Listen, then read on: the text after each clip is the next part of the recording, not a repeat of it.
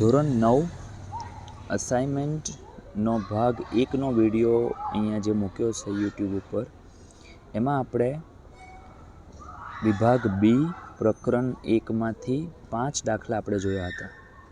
બરાબર. આજે આગળના દાખલા તરફ આપણે આગળ વધીશું. તો સૌપ્રથમ 5મો દાખલો છે વર્ગમૂળમાં 6ના છેદમાં વર્ગમૂળમાં 2 વત્તા વર્ગમૂળમાં 3. આપણે સમીકરણ કરવું પડશે. તો સમીકારક અવયવ તરીકે અહીંયા આપણે વર્ગમૂળમાં 2 ઓછા વર્ગમૂળમાં 3નો ઉપયોગ કરીશું, કારણ કે અહીંયા પ્લસ છે.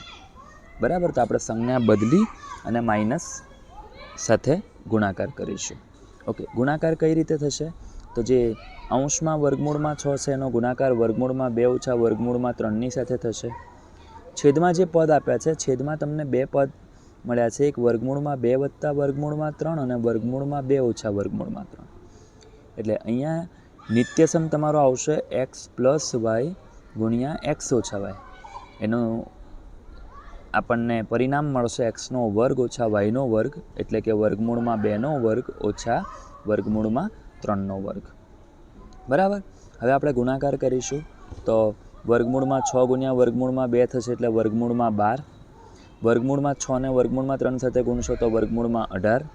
છેદમાં વર્ગમૂળમાં 2નો વર્ગ છે. કોઈપણ સંખ્યા વર્ગમૂળમાં આપેલી હોય અને એનો વર્ગ પણ આપેલો હોય તો વર્ગ અને વર્ગમૂળ બંને હટી જશે, એટલે આપણને 2 મળશે, ઓછા વર્ગમૂળમાં 3નો વર્ગ 3 થઈ જશે. બરાબર છે.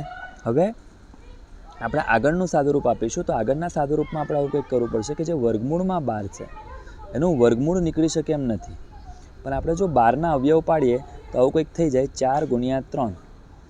અવયવ એટલા માટે પાડ્યા કે 4નું વર્ગમૂળ નીકળી જશે. 4નું વર્ગમૂળ આપણને મળશે 2, જે વર્ગમૂળની બહાર આવી ગયું. 3નું વર્ગમૂળ નીકળી શકે એમ નથી, એટલે 3ની જગ્યાએ આપણે લખી દઈશું એ જ વર્ગમૂળમાં 3. ઓકે. એને વર્ગમૂળમાં જ રાખીશું. એટલે ફાઇનલી આપણને વર્ગમૂળમાં 12નો આપણે જવાબ મળ્યો 2 વર્ગમૂળમાં 3. બરાબર. તો જુઓ અહીંયા મેં વર્ગમૂળમાં 12 જે છે એની જગ્યા ઉપર મેં મેન્શન કર્યું 2 વર્ગમૂળમાં 3. ઓકે. માઇનસ વર્ગમૂળમાં જે 18 છે એની જગ્યા ઉપર આપણે લખીશું વર્ગમૂળમાં 18 બરાબર વર્ગમૂળમાં 9 ગુણ્યા 2. આવું એટલા માટે કર્યું, 9નું વર્ગમૂળ નીકળી જશે. 9નું વર્ગમૂળ તમને મળી જશે 3 અને 2નું વર્ગમૂળ નહીં નીકળે, એટલે આપણને જવાબ મળશે વર્ગમૂળમાં 2. બરાબર છે. એટલે આપણને વર્ગમૂળમાં 18ની જગ્યા ઉપર આપણે લખી શકીશું 3 વર્ગમૂળમાં 2. ઓકે. છેદમાં 2 માઇનસ 3 કરશો તો જવાબ આવશે -1. ઓકે. છેદમાં 1 તો આપણે લખવાની જરૂર નથી, તો માઇનસ આપણે ઉપર લઈ લઈએ. તો માઇનસને મેં એના પછીના સ્ટેપમાં ઉપર દર્શાવ્યું છે. ઓકે.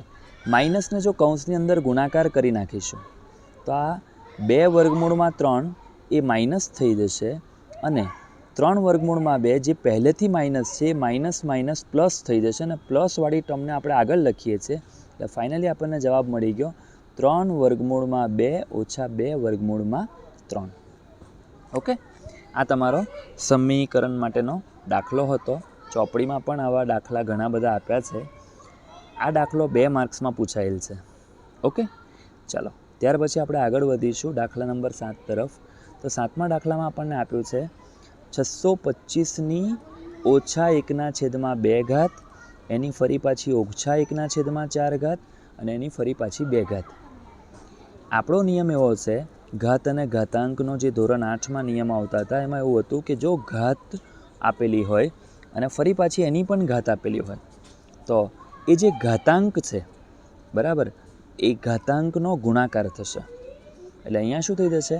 -1ના છેદમાં 2, -1ના છેદમાં 4 અને 2 આ બધાનો ગુણાકાર થઈ જશે. એટલે ફાઇનલી આપણને મળી જશે -1ના છેદમાં 2 ગુણ્યા -1ના છેદમાં 4 ગુણ્યા 2. ઓકે. હવે આપણે શું કરીશું? તો સાદુરૂપ આપીશું. પહેલાં તો માઇનસ માઇનસ પ્લસ થઈ જશે. અહીંયા જે છેદમાં 2 છે એ અને અંશમાં જે 2 છે એ બંને કટ થઈ જશે. એટલે ફાઇનલી આપણી પાસે રહી જશે 625ની 1ના છેદમાં 4 ઘાત. જો તમે 625ના અવયવ પાડશો આ રીતે, બરાબર, તો 5ની 4 ઘાત મળશે. ઓકે, એટલે એના પછીના સ્ટેપમાં તમે જોઈ શકો છો કે મેં અહીંયા લખી દીધું છે કે 5ની 4 ઘાત અને એની ફરી પાછી 1/4 ઘાત, ફરી પાછો ઘાતાંકોનો ગુણાકાર થશે એટલે 4 ગુણ્યા 1/4 ઘાત, એટલે આ 4 છેદમાં અને અંશમાં ઉડી જશે, એટલે ફાઇનલી તમને મળી ગયું 5ની 1 ઘાત એટલે કે 5. બરાબર, આ તમારો અંતિમ જવાબ રહેશે.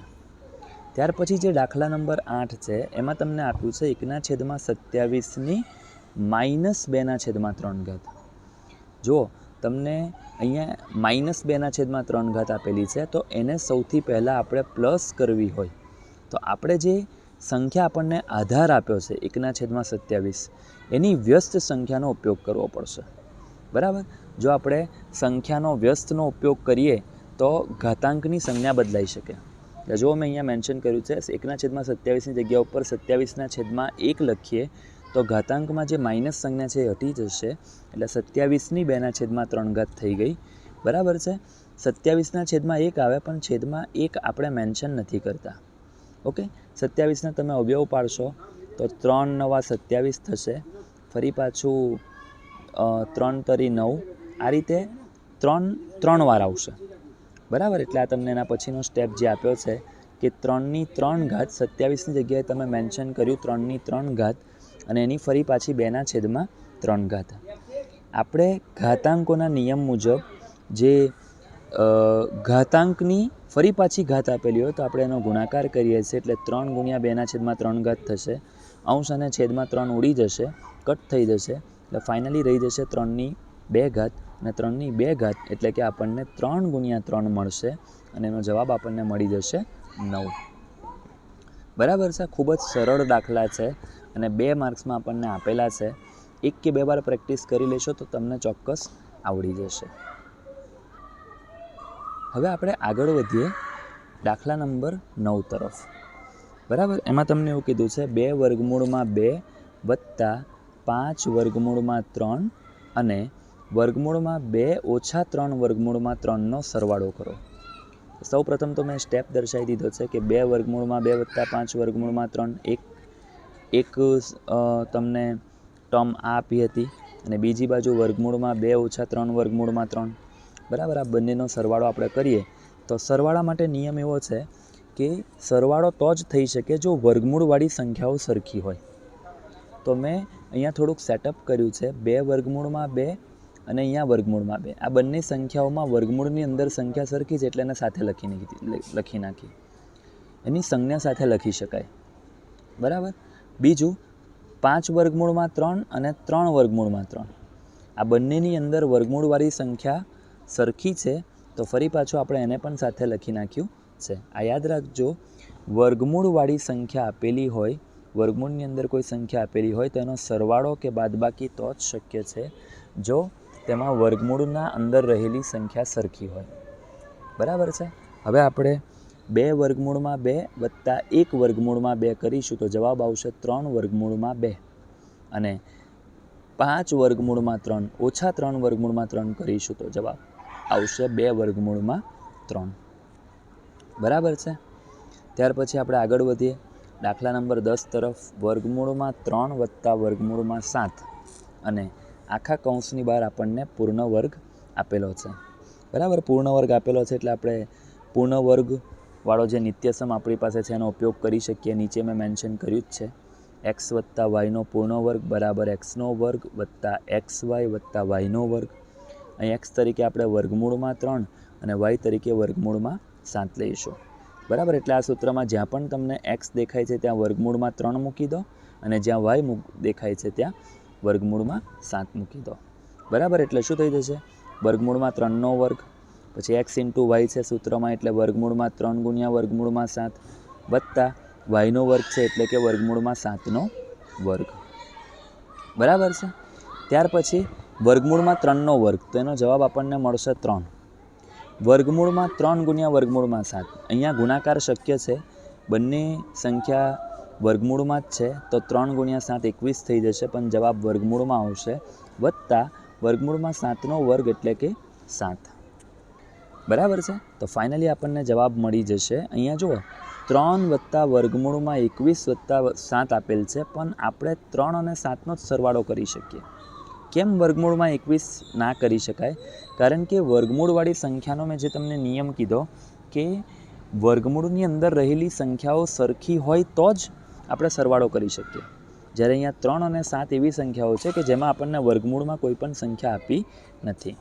બરાબર, એટલે 3 વત્તા 7 એટલે કે 10 વત્તા વર્ગમૂળમાં 21, આ તમારો અંતિમ જવાબ રહેશે. હવે આનાથી આગળ સાદુરૂપ શક્ય નથી.